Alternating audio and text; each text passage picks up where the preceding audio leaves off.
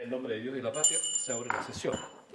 Señor secretario. Señor presidente, señores senadores, la sesión del día de hoy está convocada para continuar con el estudio del proyecto de reforma constitucional que modifica la Carta Fundamental para reservar escaños a representantes de los pueblos originarios en la integración del órgano constituyente que se conforme para la creación de una nueva Constitución Política de la República. A esta sesión han sido invitadas las siguientes personas: el abogado y profesor de la Universidad de Chile, señor Salvador Millaleo, en representación del Partido por la Democracia, el vicepresidente indígena, don señor Domingo Namuncura, quien viene además acompañado por el secretario general indígena, señor Lautaro Loncón; del Partido Socialista, el subsecretario nacional indígena, señor Luis Pizarro; del Partido Radical Socialdemócrata, el encargado de asuntos relacionados con pueblos originarios, señor Francisco Curiqueo; del Partido Demócrata Cristiano, la presidenta del Frente Indígena, señora Kiria Antilao; y en representación del Partido Comunista, el representante de la Comisión Nacional Indígena, señor Luis Catrileo. Esos son los... Antileo. Ya, así me lo pasaron. Antileo. Antileo. Ya. Kiria Antileo. Ya, eso, señor presidente. Lo hacemos pasar. Muy bien, que pasen entonces los invitados y los asesores.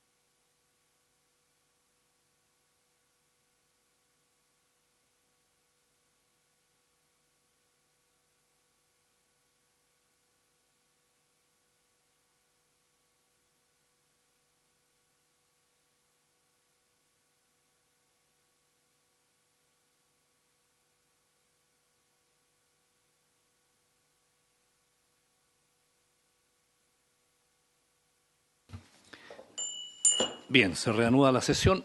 Señor secretario.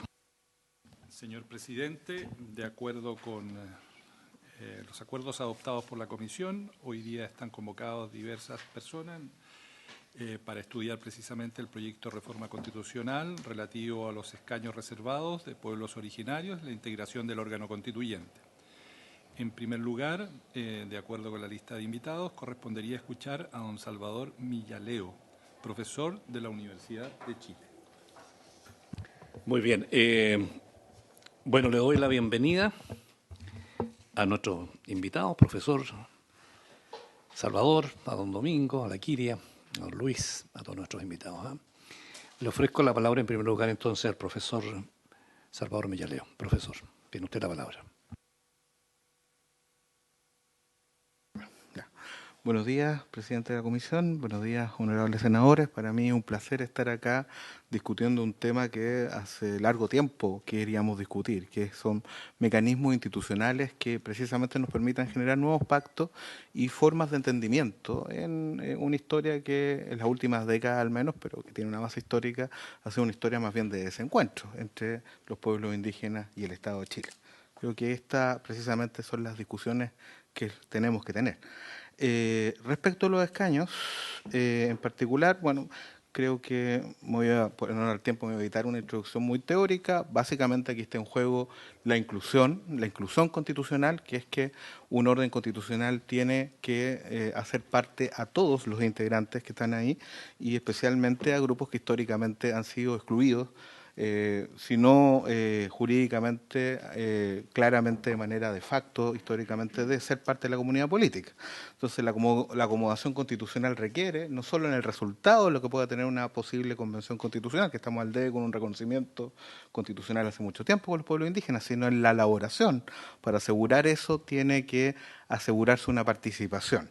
En este sentido, los fundamentos de los escaños claramente es una igualdad en sentido complejo, es decir, entendido como igualdad de grupos colectivos entre sí, la participación o los deberes que tiene el Estado de Chile asegurar la participación política efectiva y el derecho colectivo de los pueblos indígenas que está en el derecho internacional de los derechos humanos a la libre determinación. Pero para entender esto, que es objeto de muchos temores y confusiones, en el derecho internacional la libre determinación de los pueblos indígenas es un derecho de libre determinación interna, adentro del Estado. Es decir, no es un derecho de separación o secesión separatista. Claramente, todas las declaraciones prohíben explícitamente que la libre determinación ponga en riesgo la integridad del Estado. O sea, está excluido completamente. O sea, por derecho positivo internacional eso no se puede hacer. Es una libre determinación interna. ¿Qué significa entonces? Que el Estado tiene una obligación de redistribuir el poder adentro del Estado con los pueblos indígenas para que los pueblos indígenas reciban poder dentro del Estado para así hacer viable la continuación de su forma de vida. Y uno de los elementos, uno de los mecanismos que ha tenido esta redistribución del poder precisamente son los escaños reservados relativos a las elecciones parlamentarias, otro índole general, pero evidentemente esto es mucho más relevante tratándose de la elaboración de una nueva constitución. Vamos derechamente al tema de entendido o bajo la justificación de que debería haber escaños para asegurar la participación de los pueblos originarios. ¿Cuántos escaños tiene que haber? ¿Cuál es la naturaleza de esos escaños?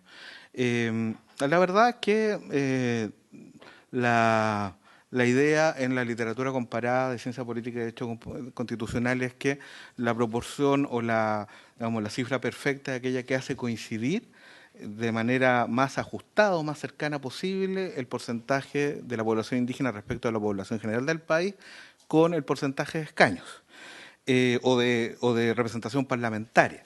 En el caso de Nueva Zelanda, la cifra total es el 15-15, es decir, son el 15% o 16% ahora y el 15% de los parlamentarios. Sin embargo, los escaños son menores porque ellos tienen un sistema mixto, es decir, tienen un sistema de cuotas que se realiza, digamos, y que requiere que se haga un padrón y se actualice en cada elección. Eso se llama el Maori Choice, que el Maori es el pueblo más indígena más importante de allá. Entonces, en la literatura se dice eso, que es la proporción demográfica la que hay que alcanzar de alguna manera, ya sea con estos escaños o con estos escaños más otros mecanismos. En otros países, por cierto, los escaños o han sido menos necesarios o no han sido necesarios por la importancia de los partidos étnicos, que se llama. El partido étnico es un partido que o asume completamente una perspectiva política en el sistema político correspondiente desde los pueblos indígenas, sobre todo los países andinos han sido muy relevantes, como Pachacutic, por ejemplo, o partidos que dentro de su plataforma le dan un componente importante. Lo que ha sido el MAS de Evo Morales le da una importancia a la retórica de la reindigenización de Bolivia. En Chile ha habido partidos étnicos, pero no han tenido mayor éxito. Realmente no han logrado una importancia más allá de elegir ciertos concejales, pero muy poco. El partido Tierra e Identidad, que era uno de los históricos de los que formaba la concertación en su inicio, igual Mapudungun en la década, bueno, ya no pasada, sino antepasada, otro partido o intento partido étnico, pero no han tenido éxito, digamos, no son referentes que pueda decir que por partidos políticos se pueda obtener algún tipo de representación. Más bien la representación histórica en la política chilena ha sido muy escasa a cargo de los partidos políticos tradicionales, desde el Partido Demócrata que existía en los años 20, que eligió el primer parlamentario mapuche, hasta, bueno, Partido Demócrata Cristiano, que eligió el senador Huanchumilla, Partido Socialista, que eligió Emiliano Ullao, Renovación Nacional, que eligió a Araceli Lauquén. O sea, son algunos parlamentarios que están muy distantes de la proporción demográfica y que se eligen con un sistema general. Entonces, la idea es que el principio demográfico es el criterio orientador para tratar de resolver de alguna manera y el mecanismo de escaños es un instrumento que puede solo o en conjunto con otros poder ayudar a alcanzar este principio y esa es la discusión que tienen que tener acá en el Senado. El principio demográfico evidentemente requiere la referencia al censo. Hay una discusión respecto al censo, en el sentido de que hay algunos que han impugnado los resultados del censo. La verdad, el censo en la pregunta indígena, que es la pregunta número 8, ha sido impugnado siempre, o ha habido cuestionamientos desde el primer censo que lo incorporó, que fue el del 92, después viene el del 2002, después, bueno, el censo 2012, que tuvo que rehacerlo, y después el censo abreviado del 2017. Siempre ha habido polémica respecto a la pregunta y por lo tanto respecto al resultado, si hay una sobrerepresentación. La verdad es que la discusión que hacen, y uno puede revisar la literatura, no hay ningún cuestionamiento serio que diga que la sobrerepresentación que se puede haber alcanzado en el censo no sea paliada o incluso superada por la subrepresentación, que es el otro problema histórico de la estadística en materia indígena, producto del racismo, digamos, de los estereotipos vigentes que hacen que los mismos indígenas no se autoidentifiquen como indígenas. Entonces, digamos, no hay razones serias para desconfiar del guarismo del censo, en el sentido que refleja más auténticamente la proporción de la población indígena existente en el país. En este sentido, el censo recoge el principio de autoidentificación que está en el artículo primero número 2 del Convenio 169, donde dice que la conciencia de la identidad indígena o tribal deberá considerarse un criterio fundamental para determinar los grupos que se aplican a las disposiciones del presente convenio, es decir, los pueblos indígenas. Entonces, ¿qué número de escaños debería haber? Creo que a partir del criterio demográfico es si fuera el único mecanismo, es decir, si no hubiera además otro mecanismo como cuotas, creo que tiene que aproximarse a la población que figura en el censo como población indígena, es decir, a algo así como el 12%. Hay que descartar, por supuesto, aquellas respuestas que son alrededor de 89.000 en el censo, que se identifican como indígenas, pero no como indígenas los nuevos pueblos de Chile, sino que somos aztecas, somos mayas, en fin, claramente esa identificación no corresponde, o sea, discutible que corresponde a la realidad, y segundo, también que no corresponde a pueblos reconocidos. La alternativa, por supuesto, todo esto tiene alternativa, es que no haya escaños predeterminados. O en el caso de Nueva Zelanda o en el caso de México, que una autoridad en cada periodo toma una decisión acerca de cuántos escaños haya, de acuerdo sobre todo al tamaño, al tamaño de un padrón, por ejemplo en Nueva Zelanda, que se construye cada elección, se invita por el Estado neozelandés a los miembros del pueblo maorí a decir si ellos quieren estar en el padrón maorí. Eso se llama la Maori Option. Entonces se les invita cada cierto tiempo y dependiendo de la cantidad de gente que se inscribe, se van adicionando, ¿no? Esto tiene una lógica progresiva, no es que se vayan restando escaños, sino que la lógica es que se van adicionando en la medida que crece más la población que se va metiendo en el padrón. En México la decisión la toma el Instituto Nacional Electoral, el INE, y que, digamos, no hay padrón, sino lo que hace es decir que en ciertos distritos tiene que haber solo candidatos indígenas y obliga a los partidos, si no permite candidaturas independientes, digamos, indígenas, sino que obliga a los partidos que solo presenten candidatos indígenas en esos distritos. Lo que significa que los partidos van a presentar solo indígenas y que los no indígenas van a tener que verse obligados en esos distritos a solo votar por indígenas. Digamos, eso es México. O sea, digo, las alternativas. Yo creo, como les dije, que no habiendo otros elementos, pues en el caso de Nueva Zelanda, además hay cuotas. Entonces, claro, los escaños en Nueva Zelanda, y ahí está la cifra, son los últimos 7 representantes de 120, o sea, son 5,8. La población es 16,5, pero con el sistema de cuotas se acercan al 15%, es decir, los escaños ahí son menos, pero el resultado final con las cuotas hace que se acercan a la proporción demográfica. Sí, tiene escaños, un sistema mixto, que yo creo que es el más virtuoso. Si aquí no está en eso en discusión, yo creo que si solo fueran escaños, debería aproximarse el número final a la proporción demográfica. Distrito Nacional. ¿Sí? Sí, sí. Perdón. Si fuera ese, Senador, tiene la palabra. no sería lógico que siguiendo la misma lógica, que estoy de acuerdo al censo, dado que en el censo las personas se identifican como pertenecientes a una etnia, que hicieran lo mismo con la votación.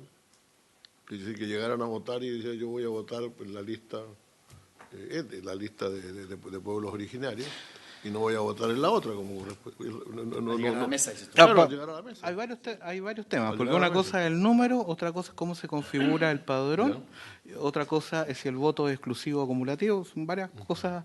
Yo creo que el número hay que determinarlo de acuerdo a la proporción demográfica, el padrón es otra discusión, y luego respecto a voto acumulativo exclusivo, yo tengo que decir exclusivo, no puede haber, a mi juicio, hay sistemas como Fiji donde hay 2 votos. Pero en general, en donde hay escaños reservados, se elige votar por uno o votar por otro. En México no pueden elegir. Si el INE dice, ustedes tienen candidatos indígenas y los indígenas votan por ellos. O sea, no hay elección ahí, porque es una lógica distinta.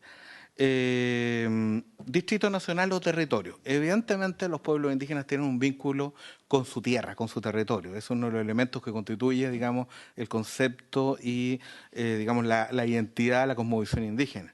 Sin embargo, y esto es un caso que afecta no a todos los pueblos indígenas, pero en particular en Chile es muy evidente, la distribución diaspórica de los pueblos indígenas. Es decir, todas las mediciones nos dicen, eso es autoevidente, que la concentración mayor de los pueblos indígenas está en el espacio urbano, que está sobre todo en la capital, ahí están los resultados del INE, del censo, digamos, y por lo tanto hay una tremenda concentración fuera de los territorios históricos tradicionales de los pueblos indígenas. De hecho, por ejemplo, hay elementos bien complejos, como que en Punta Arenas la población mapuche y huilliche es mayor que la población de los pueblos australes, digamos, en la región de Magallanes. Entonces, por un proceso de migración desde Chiloé, en fin.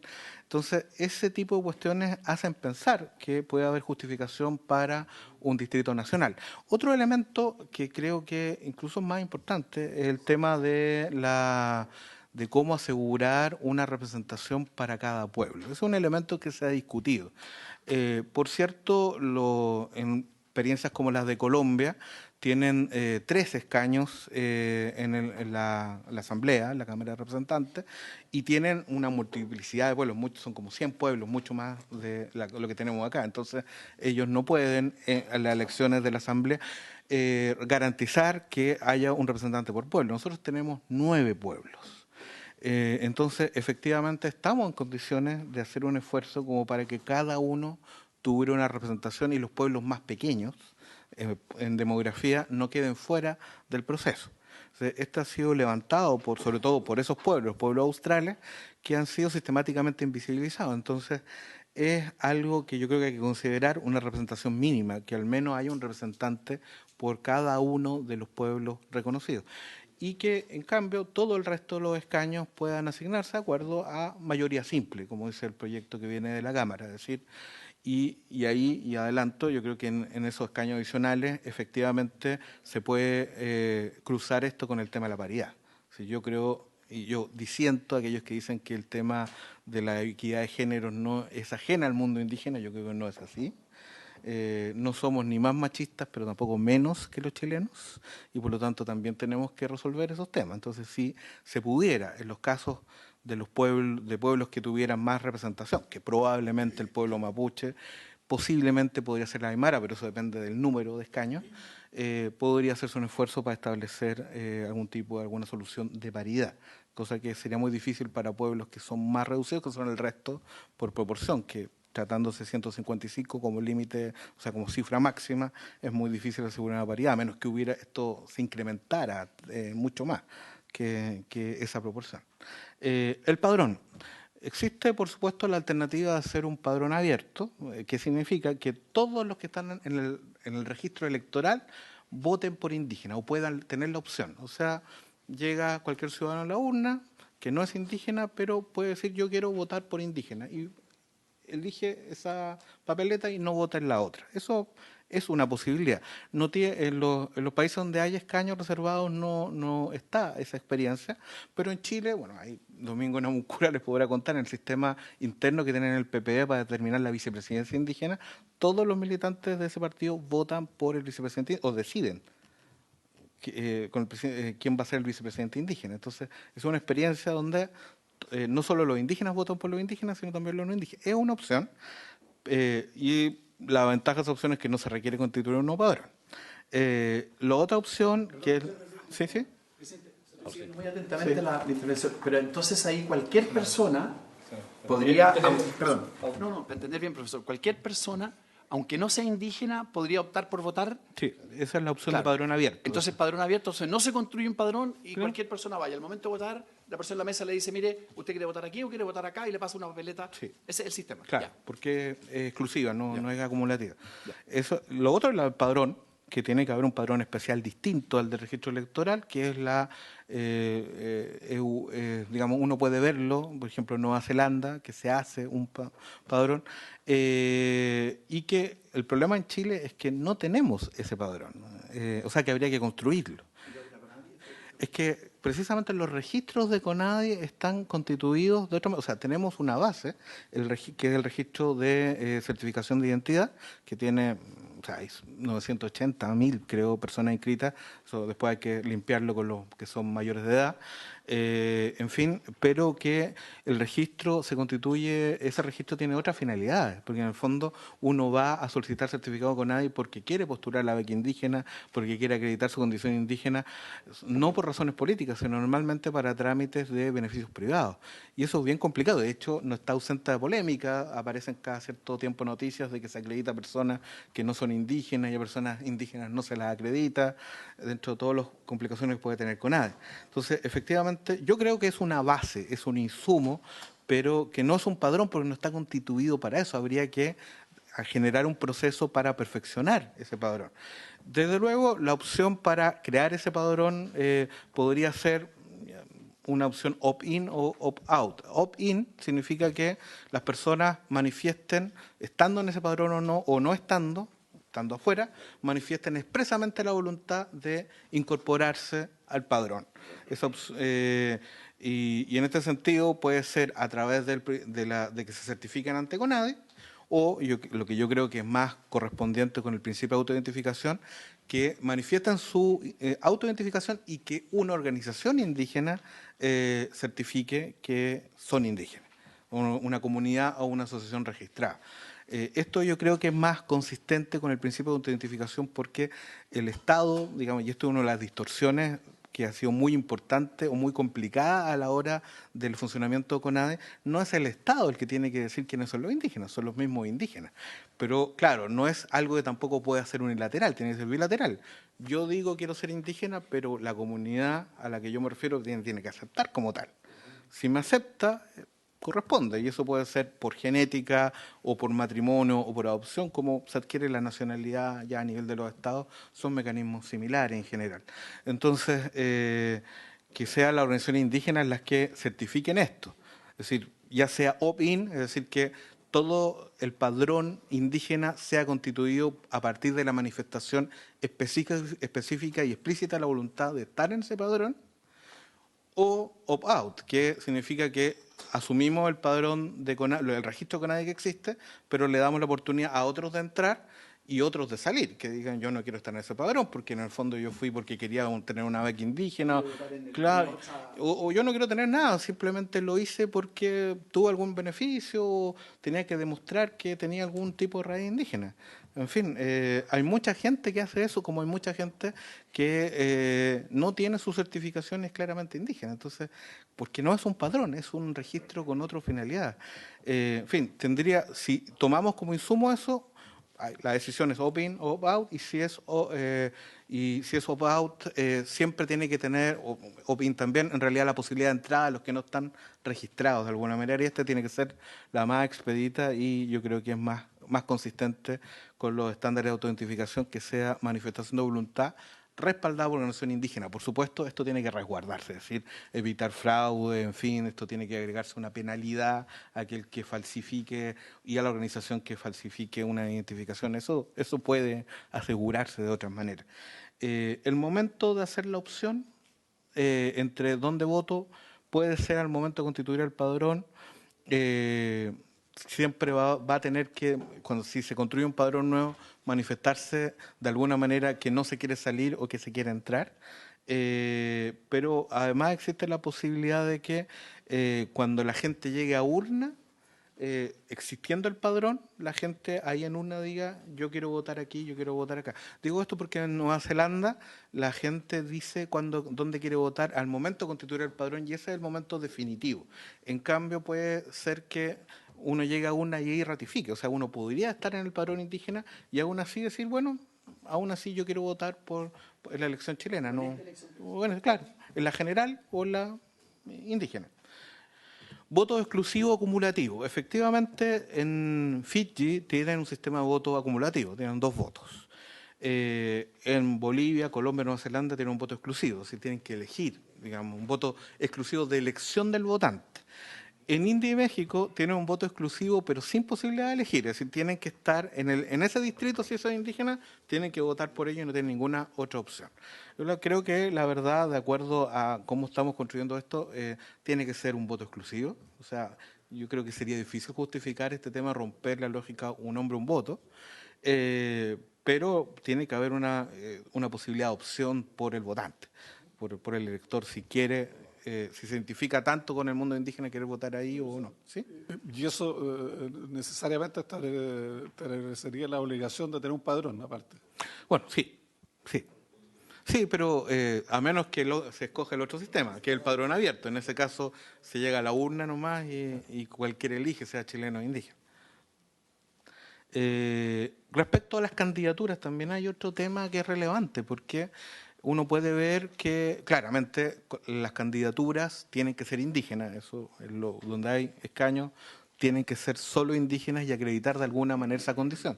Hay algunos sistemas, como el caso de Colombia y Venezuela, que tienen requisitos adicionales, es decir, no basta ser solo indígena, sino que en el caso de Colombia se requiere haber ejercido un cargo de autoridad tradicional en la respectiva comunidad o haber sido líder de una organización indígena, que se tiene que acreditar con un certificado o algún mecanismo de verificación. En Venezuela, además, le agregan tener conocida trayectoria en la lucha social, haber realizado acciones en beneficio de los pueblos y comunidades indígenas.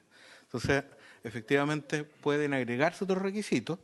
En lo que tenemos en Chile, hasta ahora la experiencia de CONADE, donde lo que se pide para ser consejero de la CONADE es ser indígena y luego para inscribirse tener el respaldo de una organización registrada, digamos, una comunidad, una asociación indígena. Entonces, yo creo que quizás eso es lo que hay que mantener en el sentido de tratar de ampliar la participación lo más que se pueda. Por cierto, la acreditación de CONADI o la acreditación, esto tiene que ser consistente con cómo se construye el padrón, es decir, si se construye el padrón solo a partir de la acreditación de CONADI o además con la acreditación de una organización o asociación indígena, también esto debería correr para acreditar la condición de indígena de los candidatos. Respecto al apoyo de las organizaciones indígenas, aquí hay una discusión. Que tiene que también cruza el tema de los partidos políticos y el rol que pueden tener acá. Una pregunta, ¿vamos a permitir que se presenten listas? Y luego vamos a permitir que se presenten listas de partidos u organizaciones. Eso puede ser bastante complicado en la medida que pueda haber personas o comunidades indígenas que no tengan una política de alianzas preestablecida, digamos, que sea estable, y por lo tanto desee legítimamente presentar a un candidato sin tener una afiliación de lista o sentirse lejana a los partidos políticos. Entonces, en este sentido, ha habido bastante discusión. Algunos dicen que no debería permitirse a los militantes partidos participar en una elección de escaños reservados. Hay algunos que lo han dicho. Yo creo que lo fundamental es que la lógica de los escaños sea lo más próxima a la lógica indígena. Y esto significa que, si bien no hay que prohibir a los militantes partidos que se presenten, tienen que hacerlo bajo la lógica que todos los demás. Es decir, acreditar que es indígena y tener el respaldo de una organización, y no que sea el partido el habilitado legalmente, porque eso haría que los partidos ya dispondrían, bueno, va a pasar igual que van a tener un aparato de apoyo, pero eso efectivamente los independientes lo pueden tener a través de sus redes con organizaciones indígenas. Lo importante es que no hubiera listas, porque si hay listas, efectivamente son los partidos los que se van a beneficiar más de las listas, incluso mucho más que organizaciones indígenas grandes, independientes de los partidos. Por lo tanto, las candidaturas creo que deberían ser unipersonales, sin lista. Unipersonal. unipersonal. Es decir, una persona se presenta, una persona se presenta con el apoyo de una organización, una asociación indígena, una comunidad. Ahora, ¿cómo se asignarían los escaños? Creo que para que acá opere esta representación de todos los pueblos tiene que haber algún tipo de corrección, en el sentido de que tenemos que asegurar que los pueblos más pequeños incluso, los pueblos australes, por ejemplo, tengan algún tipo de representación, si es que esa es la decisión a la que se llega en esta comisión y en esta Cámara. Y esto significaría un convencional al menos por cada uno de los nuevos pueblos de la ley 19.253. Significa sencillamente que uno ve por cada pueblo quién es el más votado de cada pueblo. Uno no tiene por qué asumir que los pueblos se va a presentar uno. Perdón, pero hay que ¿Sí? tener un padrón por cada pueblo. ¿Ah? Ahí habría que tener un padrón por cada pueblo. No. Lo necesario es que el candidato diga qué pueblo quiere representar. El candidato, perdón, Sí. perdón, presidente. Sí. Pero ahí podría pasar entonces que, por ejemplo, hay un pueblo determinado que tiene, por así decirlo, no sé, 50.000 personas que se inscriben. Pero no solamente podrían votar esos 50.000, sino que podrían votar otros. Es decir, si una persona resuelve votar, como dice usted, en ese registro, aunque no sea Rapa Nui, podría votar por el representante de Rapa Nui. O sea, a ver, un mapuche, para decirlo claramente, no lo entiendo, que un mapuche podría votar por Rapa Nui, un Rapa Nui podría votar por Cahuéscar, eso puede pasar. Entonces, eso podría ser la distorsión. Ahora, yo creo que sería aún más complicado constituir un padrón por cada pueblo por el sentido de la diáspora. Habría que tener 10 padrones en la mesa, o sea, 9 más el registro electoral. O sea, la idea es que los candidatos digan claramente y traten de representar a un solo pueblo. ¿Uno en todo caso por pueblo? Por pueblo. Eso sería para que estuvieran todos presentes. Y luego, en los adicionales, pues si hay proporción demográfica debería haber más de 9, si son 155 el número máximo, y lo otro es por mayoría simple. Y ahí yo creo que no solo se debería introducir paridad. O sea, esto que sea la mujer más votada, luego el hombre más votado y así. Sí, en el resto, porque el tema de género no es ajeno al mundo indígena. O sea, nosotros tenemos problemas y tenemos también virtudes. O sea, en el mundo indígena, en las cosmovisiones, el equilibrio, el chachahuarmi, es decir, en los pueblos andinos entre hombre y mujer, el equilibrio entre lo femenino y los poderes masculinos y femeninos en el mundo mapuche son muy claros, pero también tenemos problemas. Tradicionalmente la dirigencia históricamente ha sido masculina, los dirigentes más antiguos, digamos, mayor edad, son masculinos en general, pero claramente hay una generación joven, digamos, sub 50, y la mayoría son mujeres. Y de hecho las mujeres, y esto lo digo con mucho conocimiento de causa, son mucho más cooperativas a la hora de hacer política indígena que los hombres, que ustedes ven esta fragmentación del mundo indígena entre tantos liderados que nunca se ponen de acuerdo y nunca hay contraparte única. Y esto también tiene que ver con disputas de poder entre estos grandes líderes importantes, pero todos masculinos. Las mujeres son mucho más cooperativas, resuelven sus problemas de manera más fácil. Yo creo que la paridad ayudaría mucho a los pueblos indígenas a reorganizarse, a constituirse. Y con esto ya terminaría. La naturaleza del mandato. La idea de que haya escaños reservados también implica que el mandato tiene una naturaleza distinta. Porque efectivamente, tal como un parlamentario tiene un deshacimiento, es decir, no es jurídicamente un mandatario sobre electores, políticamente sí lo es, como un intermediario y atiende a su público, sobre todo si se quiere reelegir, en fin, atiende, digamos, a sus electores, a los intereses que están en su circunscripción o distrito, jurídicamente no un mandatario. En el caso de los representantes indígenas, yo creo que eso tiene un matiz, en el sentido que si precisamente se hace un sistema especial para pueblos indígenas, para que se realicen como pueblos, para que representen los intereses, tienen que tener deberes adicionales a los que tenga un convencional puro y simple, por decirlo así. Es decir, en el sentido que ellos tienen un deber de, uno, hacer posible la participación de los pueblos indígenas a la hora del debate de todos los temas constitucionales. O sea, si hay un tema de cómo regular el medio ambiente, si cuál es el rol del Estado en la economía. Los pueblos indígenas van a tener su opinión y que sea un deber de los delegados indígenas presentar eso. O sea, no solo un principio de un agente oficioso, sino no solo simplemente un deber natural, sino que sea algo que se regule en la estructura interna de la Convención. Y luego hay otro tema que aquí es insalvable, que es el tema de la consulta indígena. O sea, una constitución, más que cualquier otra regla o decisión de un país, puede y va a afectar directamente a los pueblos indígenas. Y esto supone, de acuerdo a los tratados internacionales, que de acuerdo a la reforma, la Convención no puede salirse a esos tratados también, o sea, está obligado a respetarlo, la Convención Constituyente, mixta o constituyente, tiene que respetar el Convención 169, que establece que cuando hay afectación directa o susceptibilidad de afectación directa tiene que haber consulta. Y que en este caso, ¿qué es lo que hay que consultar? Lo que se va a proponer como nueva Constitución. Y esa consulta es mandatoria, es decir, de tal manera que si no se hace, cualquier abogado, ya sea porque quiere un proceso constituyente de otra manera o no quiere ningún proceso constituyente, por cualquier motivo, tiene todo el derecho de presentar ante una Corte de Apelaciones un recurso para pedir la anulación. De hecho, en el caso Bachelet, el proceso que se llevó a cabo estuvo paralizado desde que se terminó o de que ya estuvo lista la propuesta hasta que se presenta, que es la última semana precisamente porque le pusieron un recurso de protección que se acogió en la Corte de Apelaciones de Tarapacá y la presidenta Bachelet hizo consulta indígena, pero se reclamaba que la había hecho mal, que había sido defectuosa. Entonces, si no hay consulta indígena, están todas las condiciones para que se anule todo el proceso constituyente. Entonces, que una corte ordene la anulación porque no hubo consulta. O sea, tiene que haber consulta y la consulta tiene que ser de las medidas de fondo, es decir, del contenido de la nueva Constitución que sea susceptible de afectar directamente a los pueblos indígenas.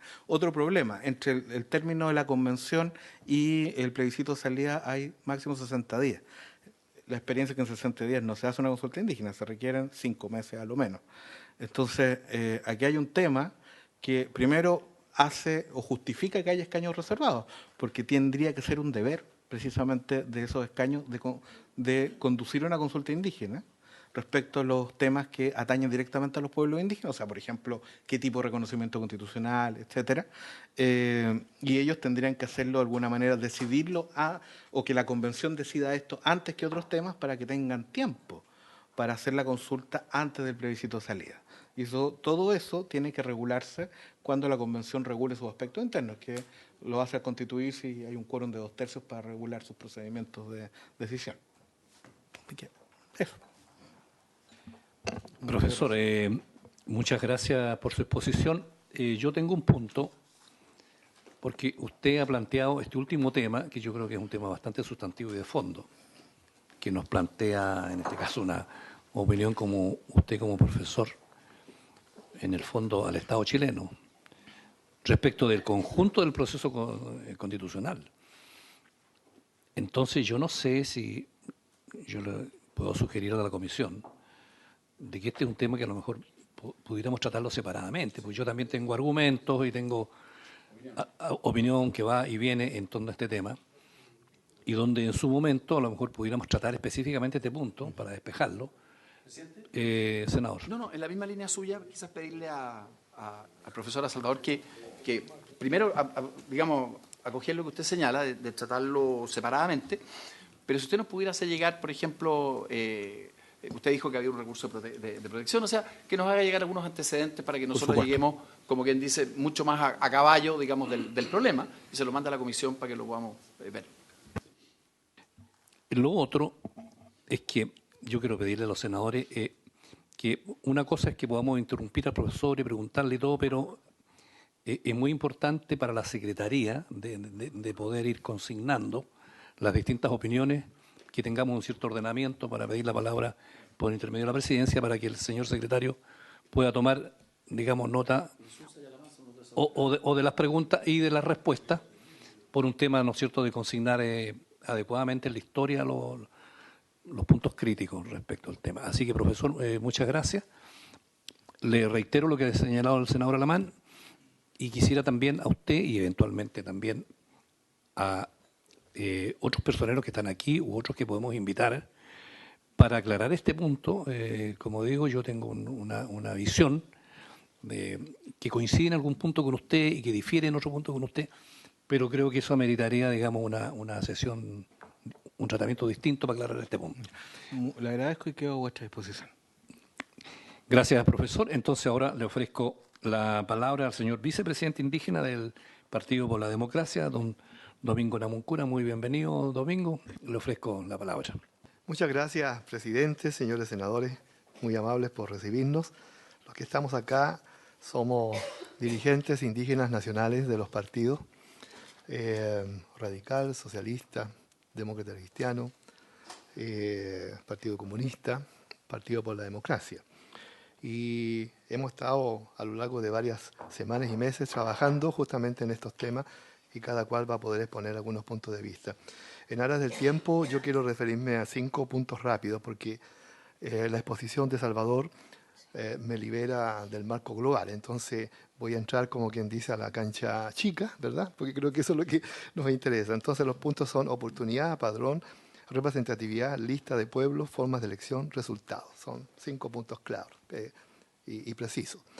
Respecto a la oportunidad, solamente un par de frases porque ustedes tienen mucha información y se podrán dar cuenta que el país va a enfrentar el 26 de abril un momento, un hito histórico. Millones de chilenos vamos a concurrir a votar para resolver si queremos o no una nueva constitución y qué tipo de órgano constitucional quisiéramos.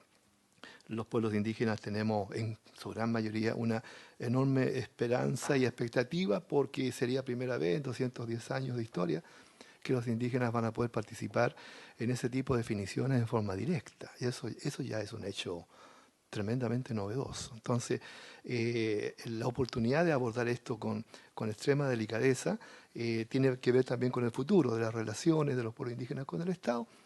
Y para no dar mayor abundancia, solamente remitirme al informe de la Comisión Nacional de Verdad y Nuevo Trato del año 2004, en que este tema ya está visualizado entre las 120 recomendaciones que en esa oportunidad se planteó al país como medidas de reparación y de justicia. Entonces, claro, uno puede decir 15 años después se está produciendo, pero en fin, lo importante es que se abrió la oportunidad histórica y los pueblos indígenas tenemos la expectativa de que no solo vamos a poder resolver esta nueva constitución, sino que además estará dentro de la Asamblea de la Convención Constituyente. Eso, créanme, es un hecho tremendamente significativo.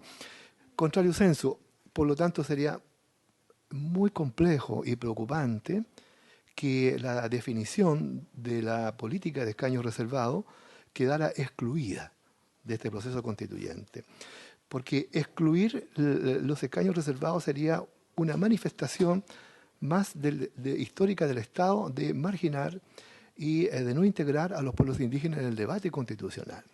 Y yo creo que los tiempos modernos, siglo XXI, etcétera, da para otro nivel de decisión. Entonces, aspiramos a que lo que se resuelva en esta comisión y en el Senado sea muy iluminador para el país y también para las mejores relaciones con los pueblos indígenas. A eso me refiero con el tema de la oportunidad y cierro porque creo que todo lo demás, los señores senadores tienen bastante información de la relevancia e importancia de esto. Ahora, en términos concretos y precisos, mire, hemos estado conversando, nuestros hermanos de los otros partidos van a poder también referirse a esto, al tema del padrón especial. Y creo que, al menos yo lo voy a hablar por mi parte, es pertinente exponer algunas dudas sobre aquello. Lo ideal es que los indígenas, que son más o menos 1.200.000 o 1.300.000 electores mayores de 18 años que estamos inscritos en el actual Padrón Nacional, pudiéramos mantener ese lugar para poder expresar con nuestro voto, tanto en el 26 de abril como en la elección de los constituyentes, etcétera, el mecanismo de decisión. Es decir, que no haya un padrón especial porque le estamos viendo más problemas que facilidades. Primero, problemas de tiempo. Se dice que el padrón especial debería estar listo al 30 de marzo del 2020. Eso es relativamente muy complejo y difícil, convocar a todos los indígenas a inscribirse en nuestro padrón y quedar automáticamente fuera del actual padrón nacional. Eso va a significar una enorme complejidad de convocatoria, de gastos de recursos del Estado para informar por televisión, radio y prensa, para instalar las oficinas necesarias para inscribir indígenas. Y eso implicaría además una distracción de recursos que yo creo que en este minuto hay que tenerlo en cuenta. Entonces, el tema del padrón debería ser más bien mantener a los electores indígenas dentro del padrón actual. Y por lo tanto, evitar también la complejidad de la relación con el registro de CONADI. Salvador lo planteó muy bien. Suena muy fácil decir, mire, no, traslademos todos los registros de CONADI al nuevo padrón especial y se acaba el problema, y los que no estén inscritos les damos un tiempo para que se inscriban. No, porque los registros de CONADI son registros muy específicos, muy particulares, que no tienen carácter vinculante en términos electorales. Entonces, incluso afecta el principio de libre determinación y consentimiento del indígena que está actualmente en el registro de CONADI porque es miembro de una asociación, porque se inscribió por una beca o por un proyecto. Diga, oye, pero ¿por qué me trasladaron para allá si yo no quiero salir del padrón nacional y ustedes me trasladaron obligatoriamente? Entonces, ahí ya tenemos una primera complejidad nacional que va a significar mucho conflicto para la CONADI, para el CERVEL, además un mes muerto que es febrero, ¿verdad? Y todo esto se va a acumular en marzo a las puertas del plebiscito, y en consecuencia no va a ser muy eficiente. Y el temor que tenemos es que se pierda la dimensión de este millón y fracción de electores indígenas que ya están inscritos y que pueden votar en cualquier elección, y caiga una inscripción muy baja por las complejidades que el escenario representa. Entonces, en mi caso, o en el caso de los que hemos conversado este tema a nivel del Partido por la Democracia y otras instituciones, es que lo ideal sería mantener el padrón actual y que los electores indígenas sean convocados tanto al plebiscito como a la elección de los candidatos de constituyentes como un elector más, y que la diferencia respecto de qué es lo que va a ejercer como derecho se produzca en la mesa de votación. Es decir, uno llega en la mañana, el 26 de abril, a las 9 de la mañana a votar, y el presidente, ¿verdad?, en el libro registra todos los datos correspondientes, la huella, en fin. Y en un momento clave puede preguntar al presidente, mire, señor Namucola, ¿usted va a votar por la cédula de los candidatos indígenas a escaños reservados o por los candidatos en general de la otra cédula? Y yo puedo decir, mire, sí, voy a votar por la cédula indígena, porque me interesa reforzar a mis hermanos mapuche, en fin. Pero también puedo decir, no voy a votar por la cédula indígena, voy a votar por los candidatos indígenas que aparezcan en otras listas, porque también me interesa apoyar esa expresión. También puede ocurrir que un chileno, no indígena, concurra a la mesa y diga, no, yo voy a votar por el padrón, por los candidatos de la cédula indígena, porque soy solidario con ellos, me interesa que estén representados. Y entonces, esa oportunidad permite que el voto sea uno solo, y además que permite que el elector indígena que actualmente está inscrito también pueda votar por el candidato a alcalde, por el candidato a concejal y por el candidato a gobernador, porque son 4 votos los que van a ver el día que se elija la elección, que es compartida con el tema municipal. Y va a ser un lío si uno dice, mire, yo estoy en el padrón indígena, ya muy bien, aquí está su cédula, en fin, vote y después vuelva, por favor, porque va a tener que votar por el alcalde y concejal, y ahí vuelto a entrar a la urna secreta. Mire, es un lío. Entonces, la primera tendencia para facilitar las cosas al Estado, al gobierno, a la sociedad, es decir, mire, mantengamos el padrón actual y que la diferenciación muy meticulosa y técnicamente trabajada se produzca al momento de acudir a la mesa cuando uno presenta el carnet de identidad. Y ahí tiene que haber un instructivo en que el presidente de la mesa pregunte, ¿usted va a votar por la cédula A, la cédula B? Y luego te le entrega la segunda cédula, que es el alcalde y el concejal por el cual yo quiero votar en mi comuna, en fin, ¿verdad?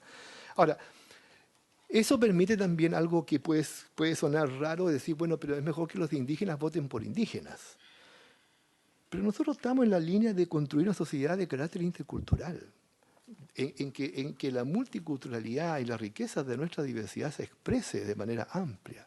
Y por lo tanto esto de que mujeres voten por mujeres, indígenas voten por indígenas y chilenos votan por chilenos es una cosa muy ajena a esta idea moderna planteada por Naciones Unidas en la Declaración de Derechos Humanos de los Pueblos Indígenas del 2007, de que se debe propender hacia la interculturalidad de los estados y las naciones. Por lo tanto, no debería ser extraño que un chileno chileno común y corriente, ¿verdad?, vote por un candidato indígena porque le interesa, porque quiere solidarizar, o que un indígena incluso vote por un candidato no indígena porque también le interesa agradecerle a algún chileno que está a favor de la causa indígena, y ese cruzamiento legitima la base de representación de la Asamblea, de los constituyentes indígenas, y le da una amplia legitimidad. Como decías ahora, en el caso del PPD, nosotros después de 21 años, en el PPD logramos que se instalase la elección de un vicepresidente nacional indígena que es votado universalmente por todos los militantes del PPD. No votan indígenas por indígenas. Entonces, en el PPD, por ejemplo, cuando uno vota por el ticket, presidente, secretario, tesorero, vota por uno de los 6 vicepresidentes nacionales comunes y corrientes, vota por un vicepresidente indígena y en la próxima elección va a votar por una vicepresidenta mujer. Entonces, el candidato a vicepresidente indígena recibe votos de todo el país. En el caso mío, yo recibí 3.300 votos, primera mayoría nacional en las vicepresidentas indígenas, porque votaron militantes indígenas y no indígenas por el candidato a vicepresidente indígena. Entonces, la legitimidad que uno tiene finalmente al interior, de este caso, del partido, es muy alta, ¿verdad? Porque no votaron solamente por ti los 1.000 o los 500 o los 600 militantes indígenas. Bueno, entonces, concluyo. Primera tendencia, mire, privilegiemos mejor la idea de mantener el padrón actual y construyamos una técnica, una suerte de sistema procesal que permita que cuando el elector indígena llegue a la mesa, ahí se produzca la diferencia y ese elector indígena pueda elegir por qué cédula vota. Segundo, el porcentaje de representación, y voy avanzando rápido. En el porcentaje de representatividad, yo confieso que voy a tener que corregir un punto de vista que he planteado en otras reuniones más bien políticas y de los partidos. Es que yo decía que un dato mínimo fundamental es que a lo menos aseguremos el 10% de la representación de los pueblos indígenas para que el principio nuclear sea que ningún pueblo de los 9 reconocidos por la ley indígena deje de estar representado en la Asamblea Constituyente. A lo menos eso. O sea, eso nos ponía en 9 cupos, ¿verdad? Aymara, Diaquita, Tacambeña, en fin. Y que le agreguemos, por el tema de la densidad territorial y poblacional, una fracción de representantes mapuche, porque son el 79,8% de la población chilena. En fin.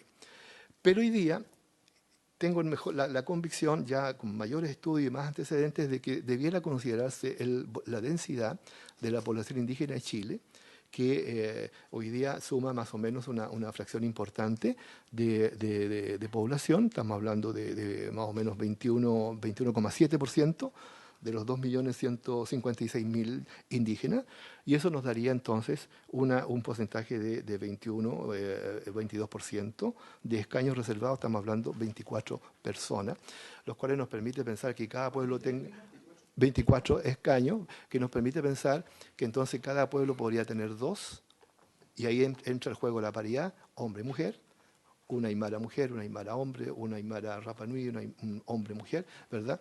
Y se le agregue la diferencia de 18 más 24, 6 mapuches también en condiciones de paridad que representen las identidades territoriales a nivel nacional.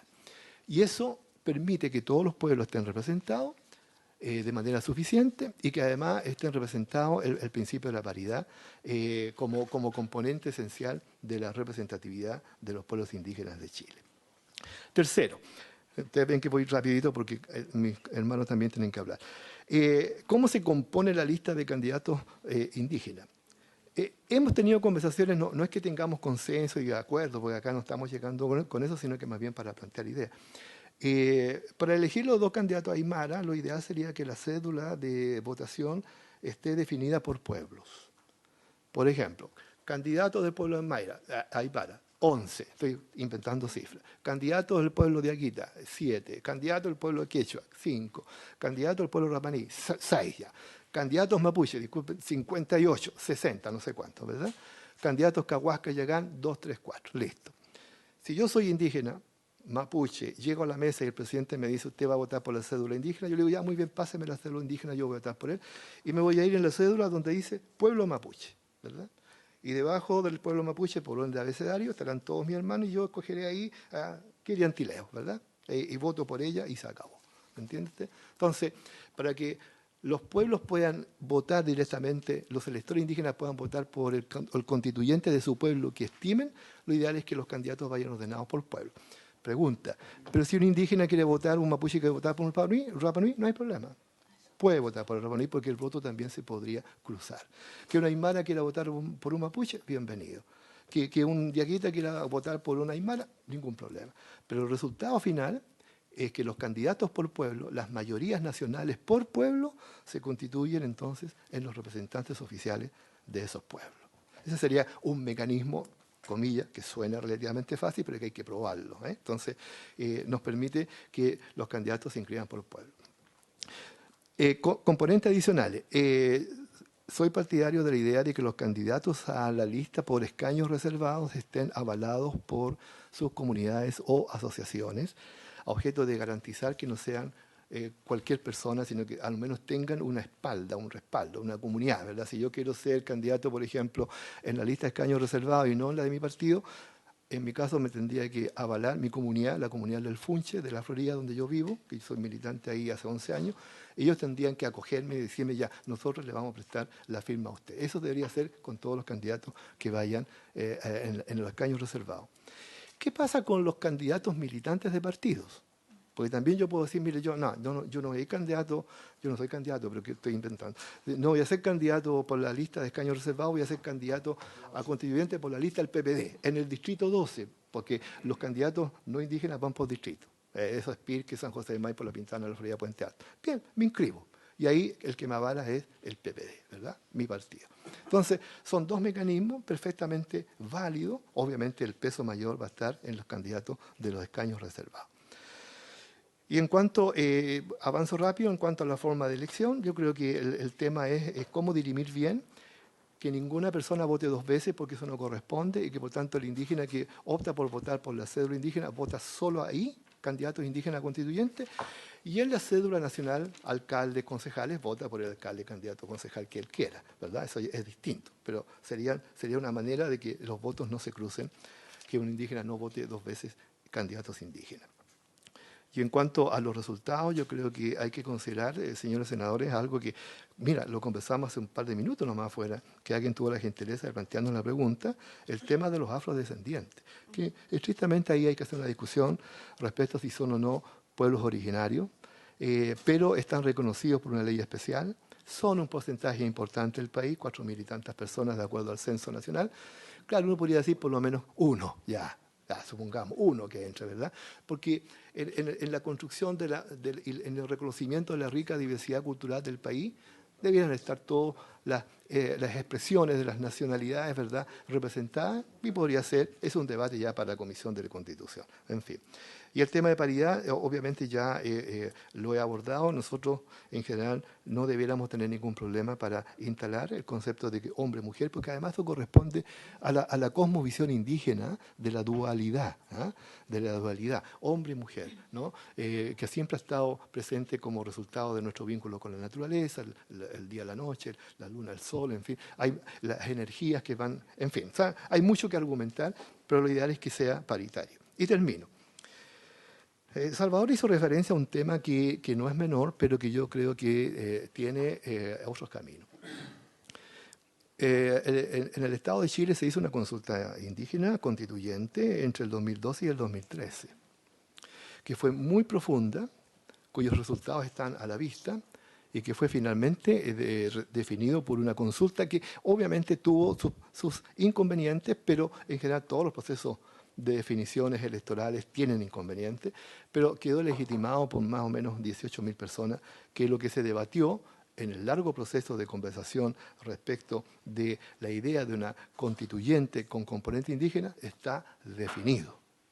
Por lo tanto, salvado el mecanismo de que esa consulta indígena entre el 2012 y 2013 se realizó bajo las estrictas normas del convenio 169, no es necesario, en mi concepto, aplicar una nueva consulta indígena una vez resuelto por la Asamblea Constituyente el texto borrador de la nueva Constitución.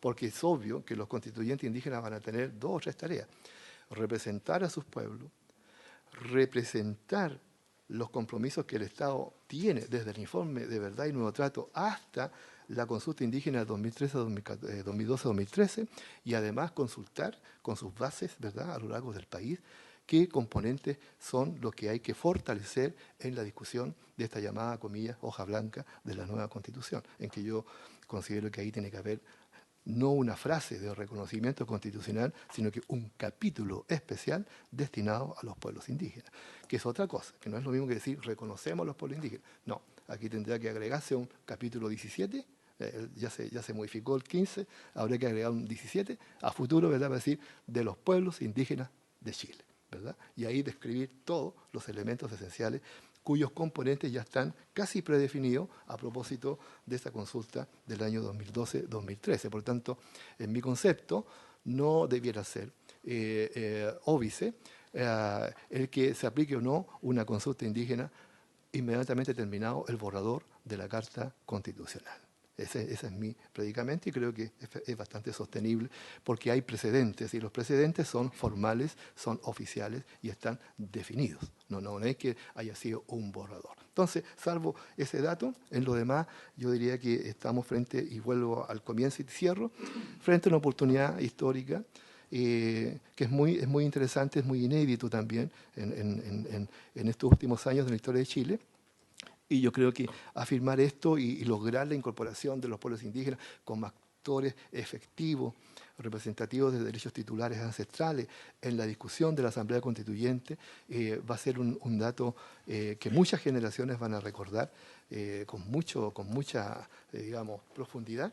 Y esta comisión, la Comisión de Constitución del Senado, tiene en esto el privilegio de poder contribuir a esa expectativa. Muchas gracias, señor presidente. Muchas gracias, don Domingo, por su exposición. No sé si el senador Cas me había dicho que quería hacer alguna cosa. Mire, tenemos un problema reglamentario, sí, porque ahora tenemos sesión de sala, ¿no es cierto?, a las 12, y nos quedan todavía 3 o 4 expositores, y naturalmente queremos escucharlo con la tranquilidad necesaria, como hemos escuchado a Salvador y a Domingo. Y entonces una posibilidad sería que continuáramos a la tarde, digamos, para escucharlos bien, porque yo no puedo prorrogar la sesión más allá, digamos, de lo que nos permite el reglamento. Sí, y porque además debería pedir autorización a la sala para funcionar paralelamente, se nos complica. Andrés. No, a mí me interesa mucho escuchar, entonces yo le quería proponer lo siguiente, para que no se nos tope con la sala en la tarde, usted nos invita a tomar un sanguchito y nos juntamos de 2 a 4. Creo que eso es práctico, para no tener que andar corriendo. Perdón, señor secretario, ilumínenos, por favor. Sí, no, es que hay un acuerdo previo, que usted no estaba cuando estaba, que acordaron trasladar la sesión, que era de 4 a 6, de 6 a 8 igual que ayer. Perdón, de... Sí, perdón, mire, lo que pasa es que les explico, en la sala hoy día tenemos que votar en particular los puntos que nos quedan de la reforma tributaria. Entonces tenemos que estar ahí. Después tenemos la discusión sobre el matrimonio igualitario, donde tenemos que estar porque ese es un asunto muy importante a nivel nacional. Entonces se acordó que empezáramos a sesionar a las 6 de la tarde, una vez que hayamos participado en lo otro. Pero resulta que aquí se agrega otro elemento, como es el hecho de que tenemos a lo menos 4 exposiciones pendientes. Yo no tengo inconveniente en que a las 2 pudiéramos seguir acá y... No nos da, si no se nos topan con los otros. Bueno, yo creo que, si les parece, pudiéramos sesionar a las 2 y... Algún vasito de agua habrá aquí, este Senado, digamos, para... Alguna cosita habrá.